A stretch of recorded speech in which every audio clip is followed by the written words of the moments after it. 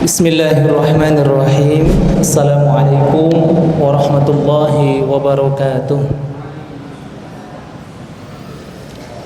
Innal hamdalillah nahmaduhu wa nasta'inuhu wa nastaghfiruh wa na'udzu billahi min shururi anfusina wa min sayyiati a'malina. May yahdihillahu fala mudilla lahu wa may yudlilhu fala hadiya lahu. Asyhadu an la ilaha illallah wahdahu la syarika lahu wa asyhadu anna Muhammadan abduhu wa rasuluhu la nabiyya ba'dah. Rabbi shrah li sadri wa yassir li amri wahlul 'uqdatam min lisani yafqahu qawli, amma ba'd. Qala Allah ta'ala fi kitabihil karim wa huwa asdaqul qailin. A'udzu billahi as-sami'il 'alim minasy syaithanir rajim. Ya ayyuhalladzina amanu taqullaha wal tanzur nafsum ma qaddamat lighad wattaqullaha innallaha khabirum bima ta'malun. Al-ayah, sadaqallahul aliyyul azim. Pertama dan yang paling utama, seraya dan senantiasa kita bersyukur memuji kehadirat Allah Subhanahu wa taala atas limpahan karunia nikmat yang Allah berikan kepada kita semua. Nikmat-nikmat yang begitu banyak, nikmat sehat, nikmat sempat, iman dan Islam kita yang hingga detik ini bisa kita rasakan bersama-sama.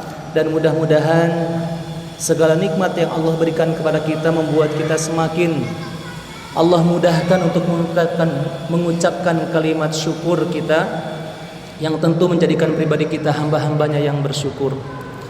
Salawat bermutiarakan salam tentu kita berharap senantiasa tercurah limpah kepada uswatun hasanah kita semua, baginda Nabi besar Muhammad sallallahu alaihi wasallam, figur manusia mulia yang kita jadikan sebagai tolak ukur ketika kita ingin mencari panutan sejati, idola hakiki, bahkan figur yang sempurna akhlak maupun pribadinya. Dan kita berharap mudah-mudahan rasa cinta dan kesetiaan kita kepada beliau betul-betul tertanam kokoh hingga ajal menjemput kita semua, dan kita masuk kategori golongan umatnya yang kelak di yaumil qiyamah nanti memperoleh syafaatnya. Amin ya rabbal alamin. Baik Bapak Ibu hadirin rekan-rekan sekalian, melanjutkan kajian kita tentang hadis Arba'in Nawawi, hadis ke-28 tentang wasiat dari Rasulullah sallallahu alaihi wasallam. Kita tahu ketika kita menanamkan rasa cinta kepada manusia, maka cinta kita itu akan ada konsekuensinya. Cinta di dunia akan ada konsekuensi di akhirat. Sampai-sampai Nabi tegaskan, ketika kita menjatuhkan cinta terhadap siapapun, maka kita akan membersamainya. Al-mar'u ma'aman ahabba. Kata Nabi bahwa seseorang itu akan bersama dengan siapa yang dia cintai. Jadi ketika kita mencintai siapa saja, misalkan pasangan, ya, ibu mencintai suami, ya, istri mencintai suami, kemudian kakak, adik, ya, siapapun, atau mencintai karena persaudaraan sesama muslim. Ketika jatuhnya cinta kita terhadap orang tersebut melebihi cinta kita kepada yang lain, apalagi cinta kepada Allah dan Rasulnya kita lebihkan, maka konsekuensinya sampai ke akhirat. Kata Nabi, almar'u ma'aman ahabba. Seseorang itu akan bersama siapa yang dia cintai. Kalau suami ibu bahasanya mungkin ke surganya Allah, maka ibu pun akan membersamainya. Kemudian sebaliknya, ketika rasa cinta kita kepada makhluk, kepada siapapun, terlebih lagi kepada Rasulullah sallallahu alaihi wasallam terutama, ya, itu lebih kita mencintai beliau daripada cinta kita kepada siapapun, maka insyaallah kita akan membersamai dengan Rasulullah sallallahu alaihi wasallam di surganya Allah Subhanahu wa taala. Nabi bersabda dalam riwayat Tirmizi, la yu'minu ahadukum hatta akuna ahabba ilaihi min walidihi wa waladihi wan nasi ajma'in. Tidak sempurna keimanan kalian sampai-sampai aku, kata Nabi, lebih kalian cinta dibandingkan cinta kalian kepada kedua orang tua kalian, anak-anak kalian, dan bahkan seluruh manusia. Makanya kita berharap betul-betul ketika rasa cinta kita jatuhkan hanya untuk makhluk, cukuplah Rasulullah sallallahu alaihi wasallam. Tetapi mencintai siapapun kita, pasangan kita, anak, ya, kakak, adik, saudara, sewajarnya saja. Karena Nabi juga menegaskan dalam sabdanya, ahbib habibaka haunamma asa ayyakuna baghidaka yauman ma. Cintai yang kamu cintai sewajarnya saja, karena bisa jadi yang hari ini kamu cinta, besok kamu benci. Wa abghid baghidaka haunamma asa ayyakuna habibaka yauman ma. Dan bencilah yang kamu benci sewajarnya saja, karena bisa jadi yang hari ini kamu benci, malah besok kamu cinta. Nah, di hadis Arba'in Nawawi yang ke-28 ini dikatakan Nabi SAW bersabda, an Abi Najihin al-Irbadi ibni Sariyata radhiyallahu anhu qal, dari Abu Najih al-Irbad bin Sariyah, semoga Allah meridhai beliau, berkata, qala wa'adhana Rasulullah sallallahu alaihi wasallam mau'izatan wajilat minha al-qulub. Bahwasanya Rasulullah sallallahu alaihi wasallam memberikan kepada kami mau'izah, nasihat, ya, yang membuat hati kami itu membuncah sampai netes air mata atau menangis. Jadi para sahabat itu nangis. Nabi datang menghadap para sahabat dan seraya memberikan sebuah nasihat yang membuat para sahabat itu menangis. Kemudian dikatakan di sini, wa dzarifat minha al-uyun. Jadi menetesnya air mata. Faqulna, kemudian kami berkata, ya Rasulullah, ka'annaha mau'izatu muwaddi'in. Wahai Rasul, ini seolah-olah nasihat yang dari orang yang sudah mau pergi. Jadi kelihatan orang kalau sudah mau pergi jauh gitu ya, nasihatnya tuh menyentuh, sangat dalam. Jadi ini menjelang Nabi wafat, sebelum Nabi SAW wafat. Fa'usina, maka sampaikanlah nasihat tersebut. Nabi itu kalau sudah ngasih nasihat, wasiat, ada ketika sahabat Ibnu Mas'ud itu dinasihatin sambil dipegang kedua pundaknya.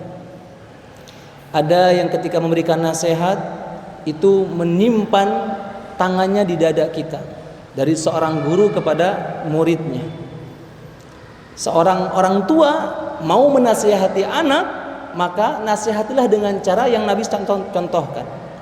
Seringkali seorang orang tua itu kalau mau nasihatin anak itu mungkin di depan umum, di depan teman-temannya, menjatuhkan ya harga dirinya, dijelek-jelekin lah, na'udzubillah min dzalik. Atau mungkin dengan bahasa-bahasa yang tidak terjaga. Maka ini nasihat nggak akan masuk. Cobalah orang tua kalau pas lagi sakit ngasih nasihat sama anaknya, pasti akan terasa nikmat nasihat tersebut. Nah, kamu nurut sama bunda ya. Bapak nggak tahu ini sakitnya sampai kapan. Kamu harus kuat, kamu harus nemenin bunda. Pasti akan merasa tersentuh hati si anak. Tapi ketika menasihati dengan cara yang tidak patut ya, di depan umum atau mungkin dengan bahasa yang tidak tertata, pasti nasihat tersebut tidak akan masuk. Faqulna ya Rasulullah ka'annaha mau'izatu muwaddi'in fa'usina, maka nasihatilah kami. Qala, kemudian Nabi SAW menyampaikan, usikum bitaqwallah, aku wasiatkan kepada kalian untuk senantiasa bertakwa kepada Allah. Nomor satu, Wasiatnya adalah tempatkan ketakwaan kepada Allah itu di setiap lini kehidupan kita, di setiap sendi-sendi kehidupan kita. Orang tua kalau sudah mengajarkan anaknya karena takwa, dia ngaji karena takwa, bukan karena ingin menjadi orang pinter, ahli, baca Quran, atau mungkin menuntut ilmu biar jadi orang yang alim. Tidak, karena semata-mata takwa kepada Allah, maka inilah ketepatan segala sesuatu perkara yang kita lakukan. Coba buktikan. Ketika jatuhnya harapan kita seorang tua, sebagai orang tua kepada anak, mewasiatkan, nak, kamu belajar yang pinter, belajar yang rajin, yang semangat, biar kamu jadi orang sukses nanti ke depan. Gak kayak mama, gak kayak papa. Mungkin seperti itu. Siap-siap menanggung kekecewaan. Tapi ketika nuntut ilmunya, sekolahnya karena takwa, maka kehati-hatian dalam mencari nilainya itu akan diperhatikan. Kehati-hatian ketika anak kita berbuat dengki terhadap sesama temannya, kita akan jeli sekali melihatnya. Tapi kalau hanya karena nilai saja, kita menuntut nilai anak kita lebih bagus, lebih baik, lebih besar dan sebagainya. Kalau hanya karena untuk ngejar dunia saja, kita akan kecewa ketika cita-citanya tidak tercapai. Maka dari itu wasiat pertama dari Rasulullah SAW adalah usikum bitaqwallah.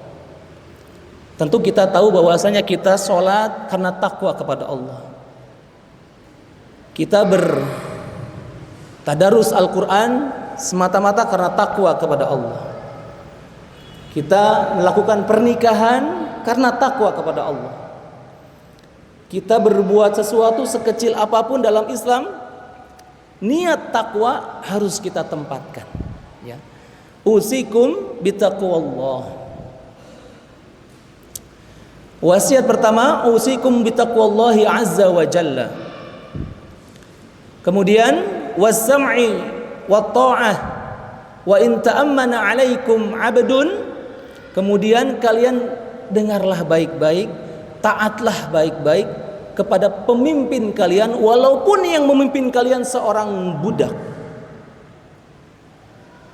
Fa innahu may ya'ish minkum fayasara ikhtilafan katsira. Karena di antara kalian yang hidup setelah ini akan menyaksikan banyaknya perselisihan.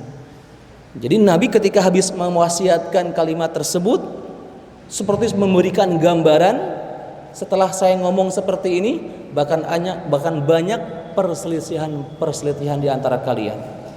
Jadi setelah wafatnya Nabi, kita lihatlah ya bagaimana sejarah mencatat ketika berselisih untuk menggapai tampuk kepemimpinan ataupun karena perang saudara ya. Fa'alaikum bisunnati wa sunnatil khulafa'ir rasyidin. Maka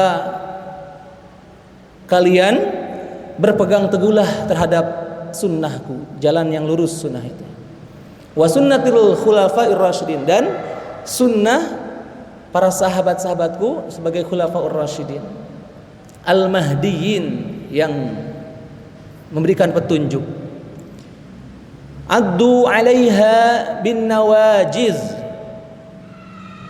yang ketika itu dikatakan oleh Rasulullah SAW mendapatkan petunjuk, gigitlah. Addu di sini artinya genggamlah kuat-kuat. Addu 'alaiha bin nawajiz, gigitlah, genggamlah dengan kuat-kuat seperti kita tuh menggigit dengan gigi geraham. Maksudnya ajaran Nabi yang Nabi wariskan kepada khulafaur rasyidin. Maka pendapat kedua yang rajih ketika kita mengikuti pendapat para sahabat Rasulullah SAW. Wa iyyakum wa muhdatsatil umur, maka jauhilah oleh kalian tentang muhdatsat, perkara-perkara yang diada-adakan. Fa inna kulla bid'atin dhalalatun, karena semua perkara bid'ah dikatakan adalah sesat. Kita lihat hadis ini riwayat Abu Daud dan Tirmidzi, dikatakan oleh Tirmidzi merupakan hasan sahih.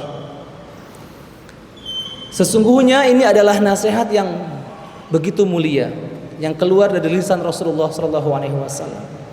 Karena ketakwaan itu merupakan bagian terpenting dalam hidup kita. Ketika Nabi menyampaikan aktsaru ma yudkhilul jannah, banyaknya orang yang masuk ke dalam surganya Allah adalah taqwallah wa husnul khuluq. Penyebab banyaknya manusia masuk ke surganya Allah itu ada dua. Satu, takwa kepada Allah, dan perangai yang baik. Wa aktsaru ma yudkhilun nar, dan banyaknya manusia ataupun penyebab banyaknya manusia masuk ke dalam nerakanya Allah, al-fammu wal farj. Penyebab banyaknya manusia masuk ke dalam nerakanya Allah Subhanahu wa taala adalah mulut dan farji, kemaluan. Jadi takwa ini merupakan bagian terpenting dalam hidup kita ketika kita melewati perjalanan hidup di dunia yang singkat dan sementara ini. Rugi ketika kita itu belajar tujuannya hanya untuk menggapai cita-cita duniawi saja. Rugi rasanya kita itu kalau hanya untuk menikah, memenuhi hawa nafsu saja, atau hanya untuk menggapai sesuatu hal yang sifatnya sementara duniawi. Betapa ruginya. Apalagi tidak sedikit di antara kita yang kadang-kadang menjatuhkan harapan kepada makhluk. Ada seorang wanita yang menjatuhkan harapan ingin menggapai kebahagiaan dengan lelaki pilihannya, padahal kebahagiaan dari siapa datangnya? Allah Azza wa Jalla. Ada seorang laki-laki yang senang dengan wanita cantik, wajar, tapi dia jatuh harapan. Karena apa? Berharap dia akan membina anak-anaknya semakin tinggi, dewasa, ataupun menjadi orang yang soleh. Karena wanita ini dia lihat seperti orang yang sempurna, maka sudah menjatuhkan harapan kepada makhluk. Padahal nikah bagian daripada menyempurnakan ketakwaan kita kepada Allah. Padahal menuntut ilmu, ke sekolah, ke madrasah, mendatangi guru merupakan bagian daripada menyempurnakan akhlak, iman, perangai, dan ihsan kita. Padahal bersilaturahim, berkunjung ke rumah saudara, tetangga, menjalin silaturahim merupakan bagian dari kepada takwa kita kepada Allah. Bahkan duduknya kita di majelis ilmu merupakan bagian daripada menyempurnakan ketika kita ingin mendapatkan bekal kepulangan kita menghadap kehariban Allah Subhanahu wa taala. Tapi kalau kita menuntut ilmu, belajar, kita pengennya bisa. Bertahun-tahun ternyata nggak bisa-bisa, maka akan muncul penyesalan. Kok kayaknya rugi ya. Berguru sama guru A, saya kok nggak dapat apa-apa rasanya. Ilmu saya kok masih gini-gini saja. Al-Quran kok nggak hafal-hafal. Pasti akan ada pertanyaan di situ. Tapi ketika kita menggapai kemuliaan Allah, kemuliaan dari Allah Subhanahu wa taala dengan cara menuntut ilmu ataupun bersosialisasi karena takwa kepada Allah, maka ketakwaan itulah yang akan meninggikan derajat kita di hadapan Allah Subhanahu wa taala. Maka ingat dengan hadis yang tadi bahwa banyaknya yang menjadi asbab masuknya manusia ke dalam surganya Allah Subhanahu wa taala takwa kepada Allah dan berperangai baik. Namun sebaliknya ketika banyak manusia masuk ke dalam nerakanya Allah, mulut yang tidak terjaga dan juga farji yang tidak terjaga karena Allah. Dikatakan oleh para ulama, hadis ini perkataan nasihat yang mengena dengan maksud kepada diri kita, memberikan bekal yang membekas di hati kita, bahwa Nabi itu seolah-olah sudah mau pamit serta menjauhkan perkara-perkara yang membuat kita berselisih, perkara-perkara yang sifatnya mungkin khilafiyah. Kita tahu bahwasanya pernah dengar bahwa menikah dalam madhab ulama Imam Syafi'i rahimahullah dan pendapat ulama yang lain, itu wanita harus menikah itu ada wali Betul ya? Sepakat ya? Ada wali. Tahukah ada pendapat dari 4 ulama mazhab yang mengatakan wanita boleh nikah tanpa ada wali.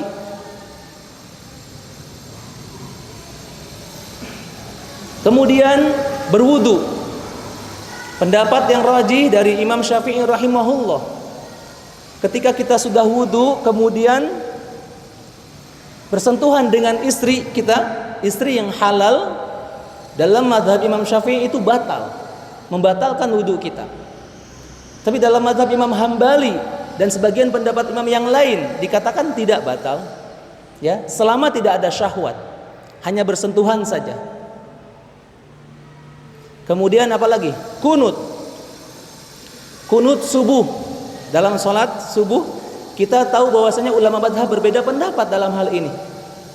Tapi kadang-kadang kita masih ya terikat, nggak mau melihat orang lain berbeda dengan kita, pokoknya salah, dan kita akan mudah menyalahkan.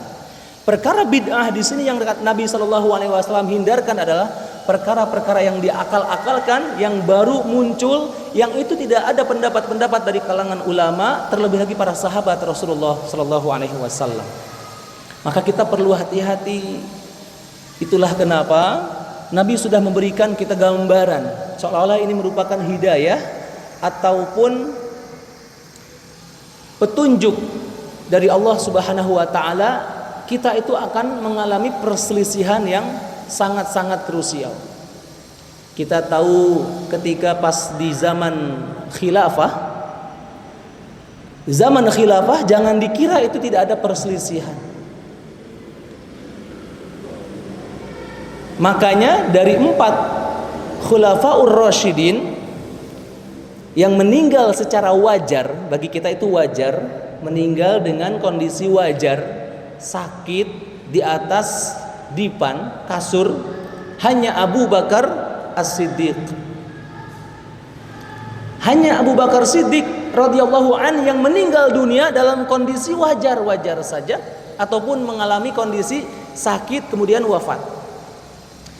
Tapi lihatlah, bukalah sejarah bagaimana proses meninggalnya Umar bin Khattab, Utsman bin Affan, Ali bin Abi Thalib. Umar bin Khattab ditusuk dengan pisau tatkala beliau ngimami salat, ya, oleh Abu Lu'lu. Utsman bin Affan dibunuh. Ali bin Abi Thalib dimutilasi. Bahkan pembunuh Ali bin Abi Thalib ini adalah orang Islam, hafiz Quran, ribuan hadis dia hafal. Ketika membunuh ataupun mengeksekusi mati Ali bin Abi Thalib sambil memekikan kalimat takbir Allahu Akbar. Siapa namanya? Abdurrahman bin Mulzam. Betapa perselisihan begitu banyak. Makanya Nabi sudah memperlihatkan kejelasan. Nah, siapapun di antara kita yang memegang teguh dengan cara digigit ini ajaran Rasulullah SAW, ya siap-siap taruhannya nyawa bahasanya. Tidaklah kita lihat ulama-ulama yang dipenjara, yang dibunuh hanya karena memegang teguh ya ajaran agama secara kuat-kuat, entah itu dibully, didemo, dicaci maki, dihina dina. Dan itulah gambarannya. Sampai-sampai nanti dikatakan bahwa makna daripada perselisihan ini, fitnah akhir zaman itu sudah semakin terang benderang. Kebaikan dalam agama itu dibungkus sedemikian rupa seolah-olah terlihat jelek dan buruk. Keburukan dalam agama dikemas sedemikian rupa seolah-olah itu bagus dan baik. Maka kita akan kesulitan melihat dengan kacamata iman. Itulah kenapa betapa pentingnya kita memiliki penilaian sudut pandang dengan kacamata iman kita. Jadi melihat sesuatu itu dengan kacamata iman betapa enaknya. Tapi kalau kacamata dengki, kacamata benci, kacamata yang itu tidak mengenakan, kita ngelihatnya ya jelek saja. Ada orang yang sholat, misalkan berbeda dengan kita gerakannya, kita melihat dengan kacamata kedengkian, pasti hati kita akan gusar. Dia sholatnya tuh nggak betul, dia kurang ilmunya, dia ini penilaian, bahkan mengebatin di hatinya betapa buruknya. Tapi ketika dengan kacamata iman, oh mungkin dia baru belajar, mungkin dia belum lama mu'alaf, mungkin dia baru tahu tentang ilmu sholat. Di hadis ini ditekankan tentang genggamlah kuat-kuat ajaran Rasulullah Shallallahu Alaihi Wasallam, karena kita tahu bahwasanya nanti perkara-perkara yang dimunculkan yang baru di sini adalah yang sudah jelas-jelas melanggar syariat agama. Tidak kita katakan bahwa pelanggaran bid'ah di sini, karena ada pendapat sahabat Umar bin Khattab tentang sholat tarawih. Sholat tarawih yang kita kerjakan berjamaah ini merupakan bid'ah. Sehingga Umar bin Khattab mengatakan, hadhil bid'ah bid'atun hasanah. Bid'ah ini merupakan bid'ah yang baik. Itu tentang sholat jamaah tarawih. Jadi selama ini kita sholat tarawih berjamaah itu bukan dari Rasulullah Sallallahu Alaihi Wasallam, melainkan dari sahabat Nabi yang bernama Umar bin Khattab. Al-Quran yang kita baca saat ini merupakan bid'ah, karena Al-Quran dulu tidak dengan mushaf yang kita pegang, tapi ada di dada para sahabat hufazul Quran, para hafiz Quran. Umar bin Khattab lah orang yang memaksa, yang menguatkan Abu Bakar Siddiq ketika Abu Bakar menjadi seorang khalifah, dan dipaksa, ditawarkan, ya Abu Bakar, lihatlah para hufaz Quran banyak yang mati dalam peperangan, ayo tuliskan, buat tulisan Al-Quran, dibukukan Al-Quran. Tapi Abu Bakar Siddiq, beliau tidak berani. Karena apa? Rasulullah tidak pernah melakukan dan belum pernah mewasiatkan Al-Quran untuk dibukukan. Tapi ketika Umar bin Khattab menjadi khalifah, itu dalam beberapa tahun kemudian baru tercetus, baru dibuat, disempurnakan dalam mushaf Utsman. Makanya ada mushaf Utsman bin Affan. Dan disempurnakan lagi dalam ulama-ulama. Bahkan kita tahu bahwasanya Al-Quran dulu itu tidak ada harokat, apalagi titik. Jadi huruf ba, ta, tha itu tidak ada titiknya. Kita baru tahu ada titiknya, huruf ba 1 titik di bawah, huruf ta 2 titiknya di atas, huruf tha 3 titiknya di atas. Kapan? Kurang lebih 50 tahun Hijriah setelah itu, yang dibuat ataupun yang dicetuskan oleh ulama Abul Aswad Ad-Du'ali. Lalu beliau membuat titik-titik di bawahnya, shin dengan sin bedanya di mana, sod dengan dod di mana bedanya, baru ada perbedaan. Ada harokat fathah, kasroh, domah dan sebagainya. Sedangkan Nabi kita, Nabi Shallallahu Alaihi Wasallam, beliau adalah Nabi yang ummi, buta huruf. Nabi kita itu nggak tahu huruf alif mana, nggak tahu huruf ba yang mana. Makanya hal inilah yang mematahkan fitnah-fitnah dari mereka yang membenci umat Islam atau membenci Islam, bahwa Al-Quran buatan Nabi Muhammad. Tidak, Nabi Muhammad tidak bisa baca tulis, tidak bisa membaca apalagi menulis, dan terbukti secara sejarah. Nah, maka dari itu hadirin jamaah rahimakumullah, kita tahu bahwasanya segala bid'ah itu akan menjerumuskan kita ke dalam kesesatan jika kita tidak pandai dalam memilah dan memilih bahwa hal yang baru tersebut apakah itu berpengaruh kepada kehidupan kita baik di dunia maupun di akhirat. Andai dulu wali songo itu tidak menggunakan beduk untuk menjadi wasilah memanggil orang-orang menuju masjid, ya, tahu beduk ya, mungkin kehabisan akal pikir untuk tetap memaksakan dengan cara azan dikumandangkan, walaupun saat itu di tanah Indonesia dilarang. Mungkin sesuatu hal yang saat ini kita pakai atau bahkan mikrofon, ya, fasilitas yang semua ini dikatakan bid'ah dalam menjadikan wasilah keagamaan kita, itu akan kita hilangkan. Namun maka dari itu, teruslah kita berpegang teguh kepada tali agama Allah Subhanahu wa taala. Wa'tasimu bihablillahi jami'an wa la tafarraqu. Ayat ini seolah-olah mengingatkan kita tentang betapa pentingnya kita untuk berpegang teguh secara kuat-kuat dalam agama Allah Subhanahu wa taala. Yang kita tidak tahu, yang hari ini kita bisa menggenggam kuat keislaman kita, tapi tidak ada jaminan 5, 10, 20, 50 tahun yang akan datang. Pertanyaan besar kepada kita, bagaimana anak dan cucu kita? Karena Nabi SAW pernah bersabda, sayati ala ummati zamanun la yabqal islam illa ismun wala minal quran illa rasmun. Akan datang suatu zaman nanti di kalangan kamu, wahai umatku, Islam ada tapi hanya tinggal namanya saja, dan Al-Quran ada bahkan banyak tapi hanya tinggal tulisannya saja. Islam ada, kita bangga dengan Islam, tapi jauh dari syariat-syariat agama kita. Lihatlah, kita sudah banyak fenomena-fenomena bagaimana kita ngaku keislaman kita, kita bangga dengan keislaman kita, tapi syariat Islam kita masih mencibirnya, gak mau dengan yang namanya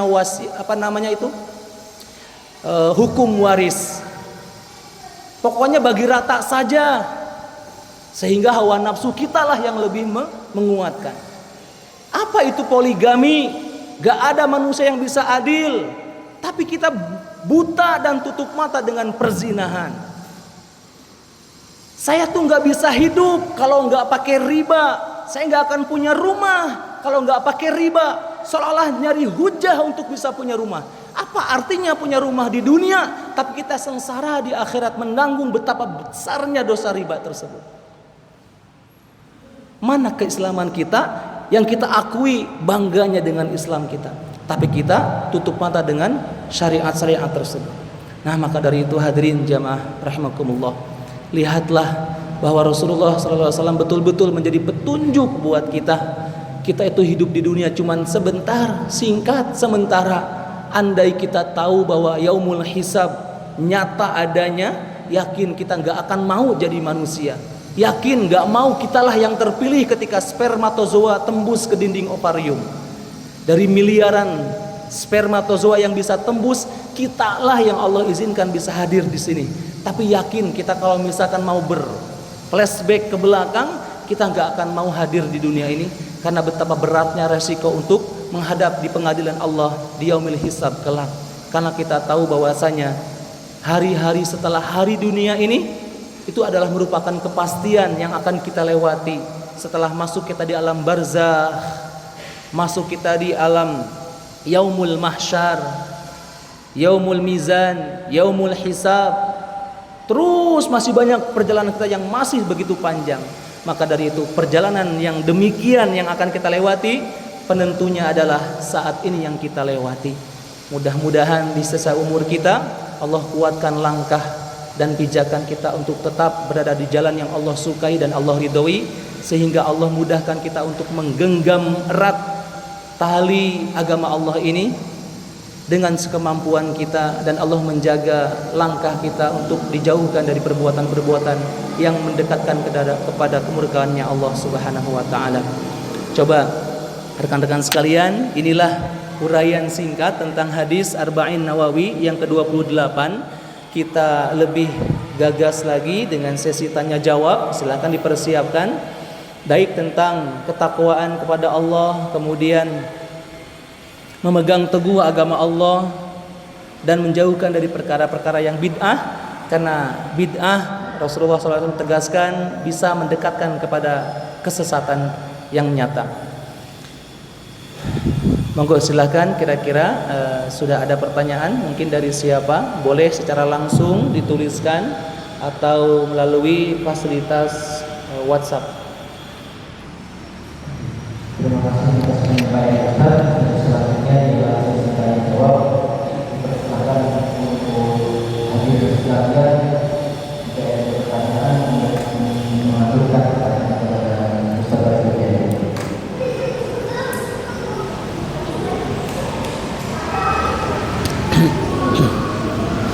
Yang ikhwan mungkin ada. Boleh. Assalamualaikum Ustaz. Semoga Allah menjadikan keluarga serta jemaah sekalian. Ustaz mau tanya bagaimana caranya agar tidak meluangkan waktu dan berpindah dari rasa sedih karena sakit menanggung.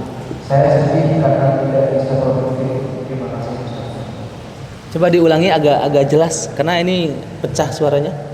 Agak jauh. Assalamualaikum Ustaz. Semoga Allah menjaga Ustaz, keluarga dan jemaah sekalian. Ustaz mau tanya bagaimana caranya agar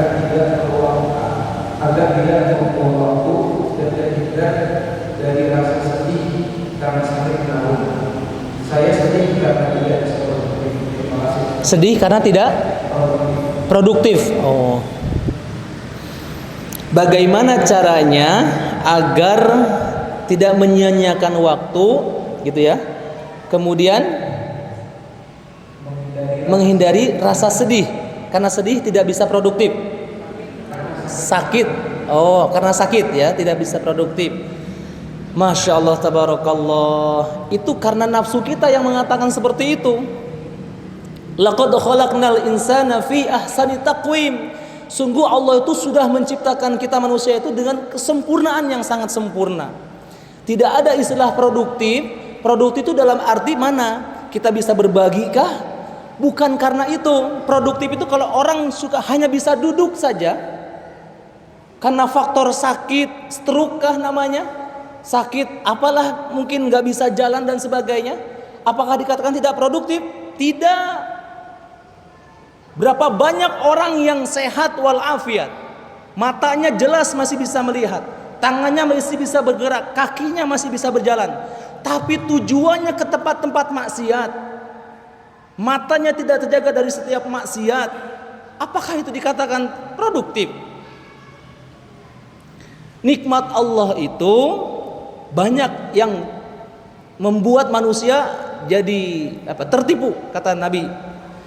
Ada dua nikmat yang membuat manusia itu banyak tertipu dengan dua nikmat ini. As-sihah wal faragh. Nikmat sehat dan nikmat waktu sempat. Dua nikmat ini yang orang banyak tertipu. Bapak atau ibu tadi yang bertanya, saya nggak tahu. Kalau merasa dirinya sudah ya mungkin banyak duduk, dikatakan tidak produktif, salah. Kita masih bisa memproduktivitaskan setiap detik demi detik waktu kita. Dengan cara apa? Mendoakan orang-orang. Ibu duduk atau bapak duduk di depan rumah, lihat anak kecil berangkat sekolah, doakan. Walaupun gak kenal. Ya Allah, mudah-mudahan mereka yang mau berangkat sekolah kelak jadi para ulama, kelak jadi orang soleh, kelak jadi orang yang bermanfaat dengan ilmunya, dengan hartanya, dengan tenaganya. Amin ya Allah. Lihat tukang bakso lewat, ya Allah mudah-mudahan rezekinya barokah, hari ini bisa laku semuanya, laris, anak istrinya sehat-sehat. Doakan. Lihat abang ojek online, doakan. Lihat tetangga kita lagi nyapu, doakan. Lihat siapa saja. Jadi detik demi detiknya produktif. Gak bisa doakan, mungkin kita berzikir sambil menengadahkan pandangan kita ke atas langit. Subhanallah, subhanallah, ngelihat. Itu juga waktu yang produktif.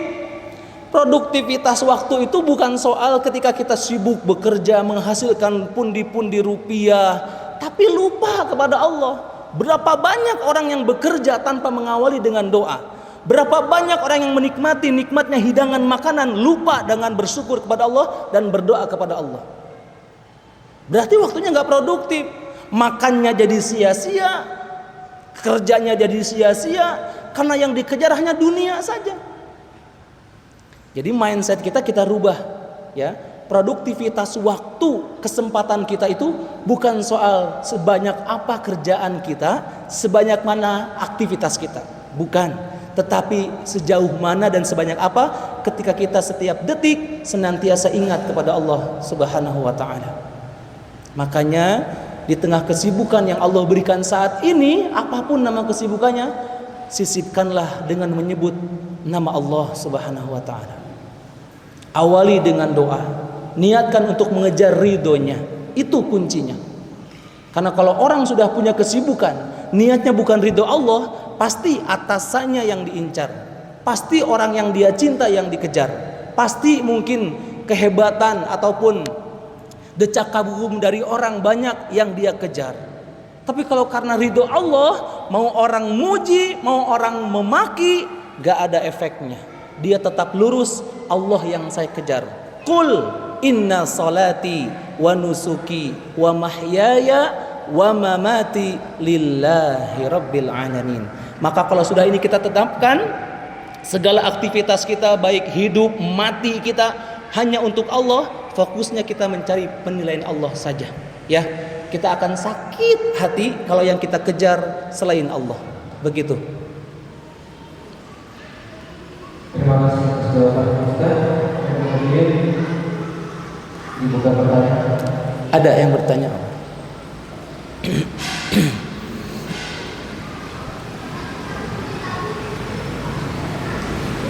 Ya, assalamualaikum Ustaz. Waalaikumsalam. Yang pertanyaan adalah tentang niat sholat Ustaz. Niat sholat. Jadi kalau mau niat sholat asar, itu saya bacakan dengan visualis itu atau ada atau saya bacakan ini kan sudah berpakaian, jadi harus dipaskan atau Oke. cukup dengan pasal-pasal. Baik. Yang kedua, saat posisi duduk tahiyat akhir.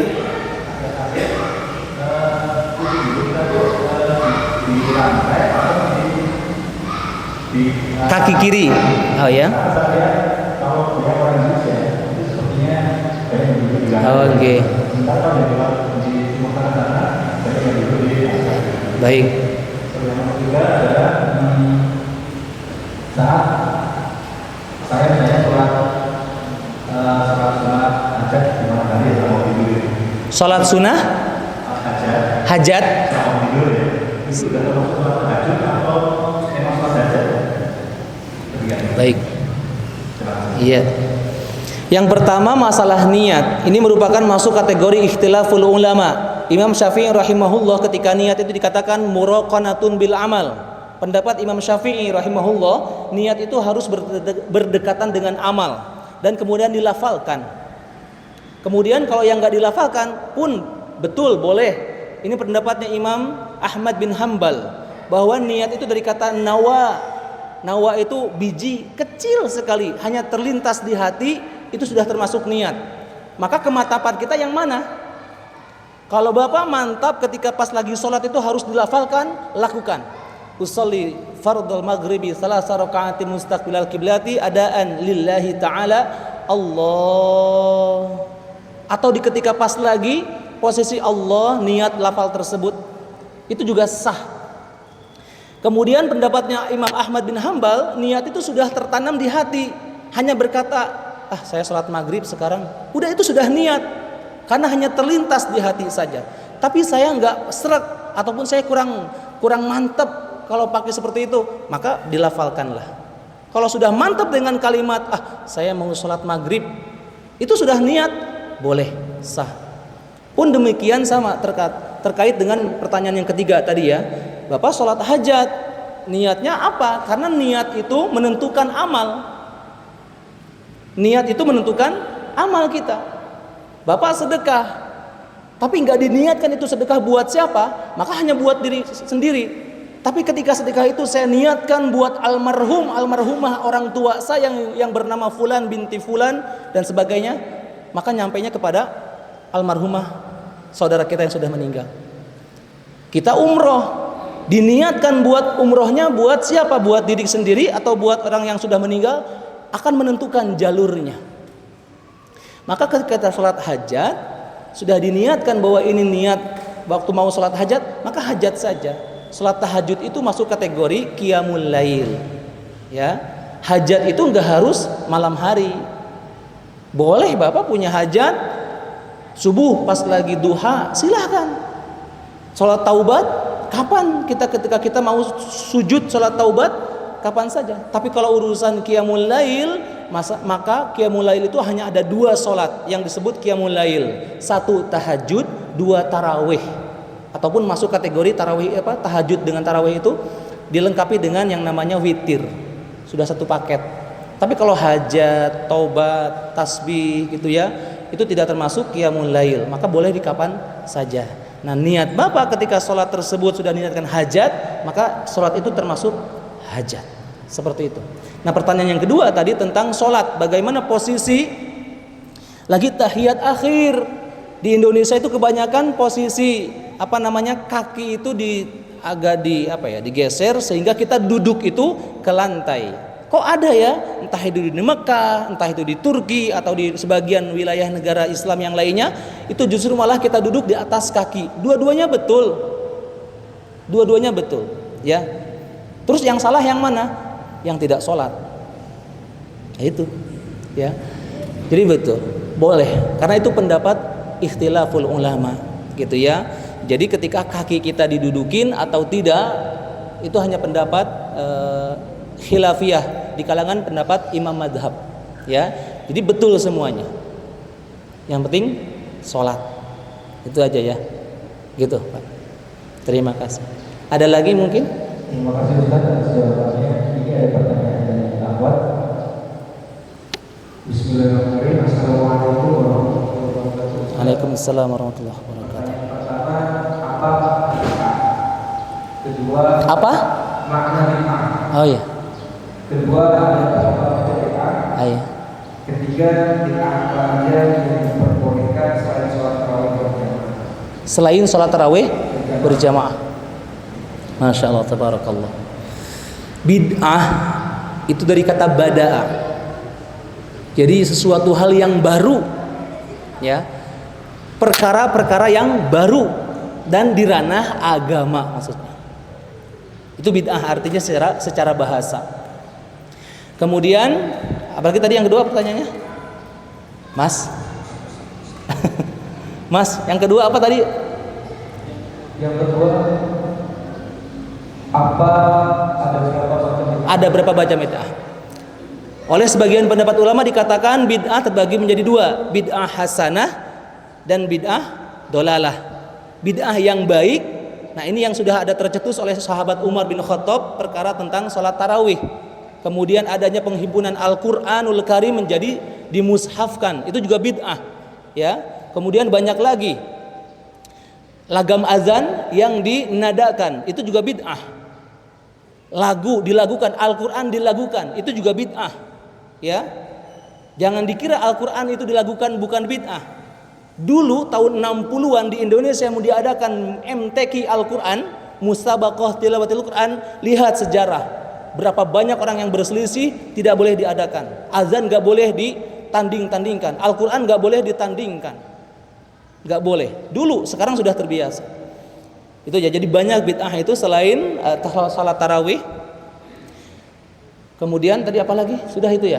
Jadi bid'ah hasanah dan bid'ah dolalah. Hasanah itu yang baik. Nah, yang baik di sini yang ketika sudah ada rajih pendapat ulama, terlebih lagi pendapat sahabat. Kalau enggak kepada Rasulullah, pasti tidak ada kalau kepada Rasulullah. Karena kalau bid'ah itu rujuknya kalau enggak ulama, sahabat terutama. Dan bid'ah apa saja yang selain salat tarawih? Ya tadi sudah disebutkan, ya. Banyak sebetulnya ya dalam perkara-perkara agama. Misalkan apalagi yang lainnya? Kira-kira apa lagi? Ibadah haji, ya. Ibadah haji pun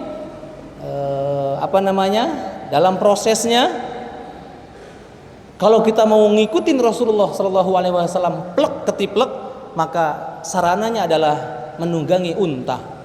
Tapi kita sekarang menaiki pesawat. Apalagi? Kereta. Naik kereta. Banyak. Jadi perkara-perkara ya bid'ah itu yang masuk ke wilayah agama, ya, kerana agama. Yang dilarang itu ketika ditambah-tambah. Salat maghrib itu 3 rakaat. Jangan biar banyak pahalanya jadi 4 atau 5. Ya, Al-Qur'an adanya ini, jangan dikurang-kurangin, jangan ditambah-tambahin. Kayak gitu ya. Begitu? Masih ada? Kira-kira? Untuk selanjutnya apakah masih ada pertanyaan dari publik? Ikhwan? Oke, jika tidak ada pertanyaan, marilah kita cukupkan kesempatan pengajian sore pada hari ini dan kita cukupkan dengan doa kafaratul. Sebelum kita doa dulu. Iya. Dilanjutkan oleh doa dari Ustaz. Baik Bapak Ibu sekalian, rekan-rekan sekalian, kita tahu bahwasanya memegang erat dan kuat agama kita ini tidak mudah. Siap-siaplah akan dicibir. Bagi yang baru hijrah menuju kebaikan, akan diuji hijrahnya itu. Niat karena Allah atau karena tren. Bagi yang sudah punya nilai kuat untuk bisa belajar ilmu agama secara mendalam, akan diuji oleh Allah. Ya, sejauh mana keteguhan, kekuatan iman itu. Kemudian apapun ketika niat baik kita menuju mendekatkan diri kepada Allah Subhanahu wa taala, pasti akan diuji dengan berbagai ujian apapun itu. Maka beruntunglah bagi mereka yang bisa berpegang teguh secara kuat dan bahkan digambarkan menggigit dengan gigi geraham sekuat tenaga untuk tidak melepaskan nilai-nilai syariat agama yang tentu ini menjadi bekal kepulangan kita nanti. Dan kita juga berdoa kepada Allah, semoga Allah kuatkan kita untuk dijauhkan dari perkara-perkara bid'ah di ranah agama, agar kita tidak mendapatkan kesesatan yang nyata yang justru malah mengakibatkan kerugian bagi kita semuanya.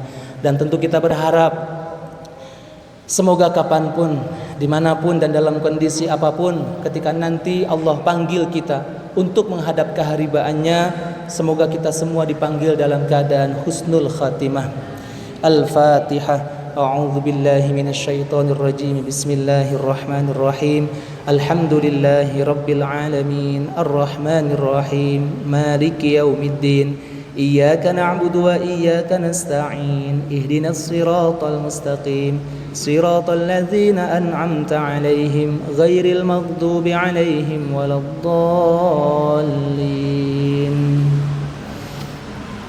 Bismillahirrahmanirrahim. Hamdash syakirin, hamdan na'imin, hamdan yuwafi ni'amahu wa yukafi'u mazidah.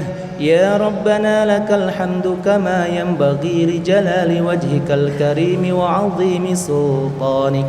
Allahumma salli ala Sayyidina Muhammad wa ala ali Sayyidina Muhammad wa sallim wa radiyallahu ta'ala an kulli sahabati Rasulillahi ajma'in. Allahumma lakal hamdu kulluh wa lakal syukru kulluh wa lakal mulku kulluh wa biyadikal khairu kulluh wa ilaika yurja'u amru kulluh alaniyatuhu wa sirruh. Allahumma lakal hamdu kama khalaqtana wa razaqtana wa 'allamtana wa hadaitana wa farrajta 'anna. Lakal hamdu bil iman wa lakal hamdu bil islam wa lakal hamdu bil qur'an wa lakal hamdu bi ahli wal mali wal mu'afan. Allahumma ahyina bil iman wa amitna bil iman wahsyurna bil iman wa adkhilna al jannata ma'al iman wa khaddim lana minal jinni wasyaitani ma'al iman. Allahumma arinal haqqa haqqan warzuqna ittiba'ah wa arinal batila batila warzuqna ijtinabah. Allahumma nawwir qulubana binuri hidayatika kama nawwartal arda binuri syamsika abadan abada. Ya muqallibal qulub sabbit qulubana ala dinika wa ala ta'atik. Ya musarrifal qulub sarrif qulubana ala dinika wa ala ta'atik. اللهم إنا نسألك علما نافعا ورزقا واسعا وعملا متقبلا. اللهم إنا نسألك حبك وحب من يحبك وحب عمل يقربنا إلى حبك. اللهم إنا نسألك من حسن الخاتمة ونعوذ بك من سوء الخاتمة. اللهم إنا نسألك سلامة في الدين وعافية في الجسد وزيادة في العلم وبركة في الرزق وتوبة قبل الموت ورحمة عند الموت ومغفرة بعد الموت. اللهم هون علينا في سكرات الموت والنجاة من النار والعفو عند الحساب. لا إله إلا أنت سبحانك إنا كنا من الظالمين.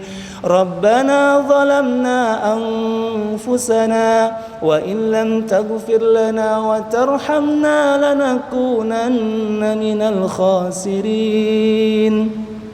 ربنا أفرغ علينا صبرا وثبت أقدامنا وانصرنا على القوم الكافرين. ربنا هب لنا من أزواجنا وذرياتنا قرة أعين واجعلنا للمتقين إماما.